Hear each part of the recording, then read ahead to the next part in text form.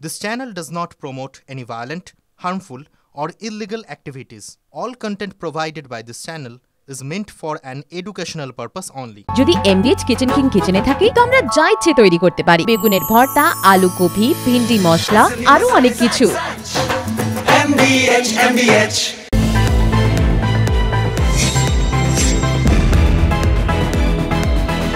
আমি মঞ্জিরা চলে আসছি ডাবল স্পেশালে, অর্থাৎ যেখানে রোজকার হাজার গতে বাঁধা খবর শুধু নয়, তার বরং খবরের ভিতরের খবর।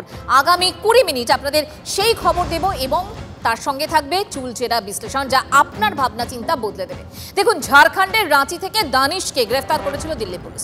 সেই দানিশকে হেফাজতে নিয়ে জেরা চলছিল, আর জেরায় যা যা তথ্য পাওয়া যাচ্ছে তা চমকে দেওয়ার জন্য যথেষ্ট। আজ স্পেশালে সেগুলো নিয়ে আমরা কথা বলবো। আজকের স্পেশাল দুয়ারে আইসিস।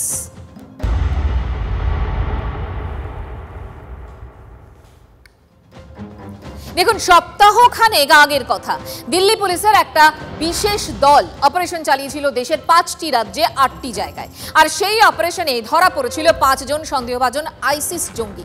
ধরা পড়েছিল মডিউলের মাথা দানিশ। ঝাড়খণ্ডের রাঁচি থেকে তাকে গ্রেফতার করেছিল দিল্লি পুলিশ। সেই দানিশকে হেফাজতে নিয়ে জেরা চলছিল। জেরায় যা যা পাওয়া গেছে সেটা চমকে দেওয়ার জন্য যথেষ্ট। দেশের ভিভিআইপিরা ছিল এই দানিশ এবং তার দলের টার্গেট লিস্টে, প্রধানত বিজেপি এবং আরএসএস নেতারা। দানিশের নেটওয়ার্ক একাধিক রাজ্যের ডালপালা মেলেছিল, আর পিছন থেকে সেটা পরিচালনা করছিল কে? পাকিস্তান। এই মডিউলের মাথা দানিশ আশরাফও গ্রেপ্তার হয়েছিল অপারেশনে। প্রাথমিকভাবে তদন্তে উঠে আসে পাক হ্যান্ডলারদের সঙ্গে এনক্রিপ্টেড অ্যাপে যোগ ছিল দানিশের। পাক হ্যান্ডলারদের নির্দেশে ধর্মীয় উস্কানি দেওয়া ছিল ওর মূল কাজ, আর বিস্ফোরক তৈরি হচ্ছিল দানিশের মদতে। দানিশের নির্দেশে দিল্লি, মধ্যপ্রদেশ, হায়দ্রাবাদ ও রাঁচিতে ছড়িয়ে পড়ে জঙ্গিরা। দেশের একাধিক প্রান্তে স্লিপার সেল অ্যাক্টিভ করার কাজ ছিল দানিশের হাতে। 2024 থেকে চলছে 1 বছরের বেশি সময় ধরে ঝাড়খণ্ড পুলিশের এটা একটা বিরাট বড় ব্যর্থতা, এতে কোনো সন্দেহ নেই।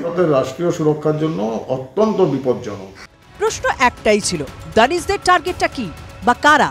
টানা জেরায় উঠে এসেছে সেই তথ্য। দিল্লি পুলিশ সূত্রে খবর, টার্গেট ভিভিআইপিরা।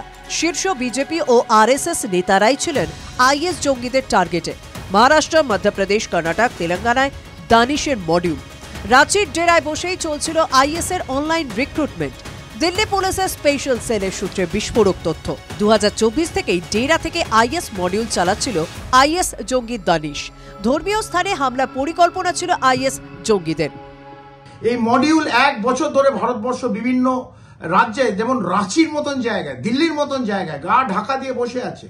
তাহলে নিশ্চিতভাবে প্রশ্ন উঠবে যে আমাদের যে এজেন্সিস যারা কাজ করছে, এক্সটার্নাল এবং ইন্টারনাল, তার সঙ্গে যে different Delhi police cell, STF, তাদের ওপর কিন্তু একটা বড় প্রশ্ন উঠে যাচ্ছে। কারণ এটা 1-2 দিনের ব্যাপার না, 1 বছর ধরে।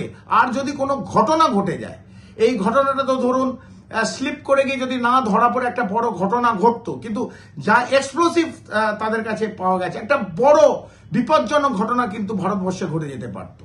अभी वैसा लगा ही नहीं, इतना बच्चा लोग है, यहाँ से बच्चा लोग वीडियो बन के निकला। वो क्लीन है, जो उसके साथ रूम में रह रहा है, रात में रहा, उसको नहीं पता था, हमको क्या पता रहेगा। দিল্লির পুলিশ দানিশকে জেরায় জানতে পেরেছে সোশ্যাল মিডিয়ায় পাক হ্যান্ডলারদের সঙ্গে পরিচয় দানিশের। অনলাইনে পাকিস্তান থেকেই বোমা তৈরির প্রশিক্ষণ পায় দানিশ। পাক হ্যান্ডলারদের মদতে দানিশ তৈরি করে আইএসএস এর সোশ্যাল মিডিয়া গ্রুপ। গ্রুপের নাম ইন্টার্ন ইন্টারভিউ এবং বিজনেস আইডিয়া। এই গ্রুপ থেকেই তোলা হতো টাকা। গ্রুপে দানিশ নিজের তৈরির বোমার ছবি পোস্ট করে। গ্রুপেই বাকিদের বোমা তৈরির প্রশিক্ষণ দেয় দানিশ।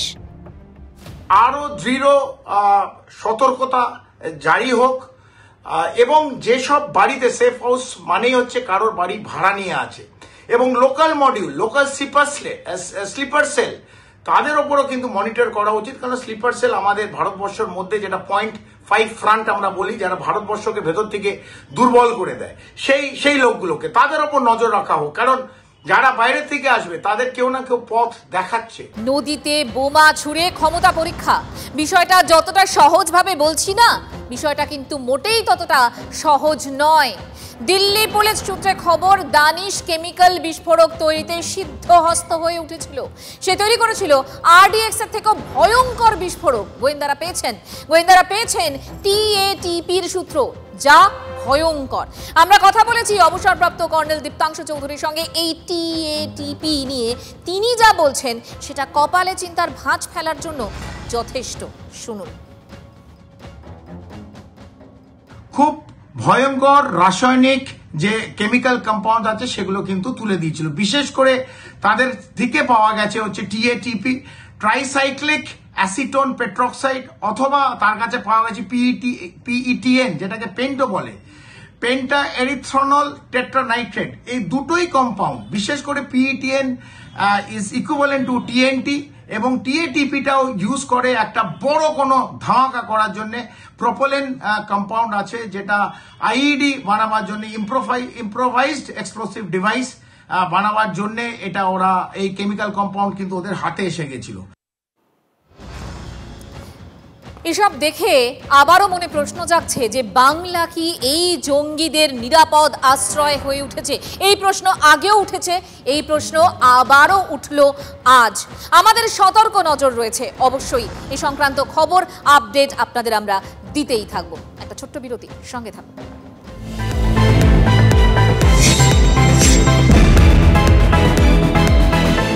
বাহ, এবার হয়েছে স্বাদ। হ্যাঁ, অপূর্ব স্বাদ। এমডিএচ এর চাঙ্কি চাট মশলা, জীবনে আসল স্বাদ জাগলো। আসল মশলা, এমডিএচ।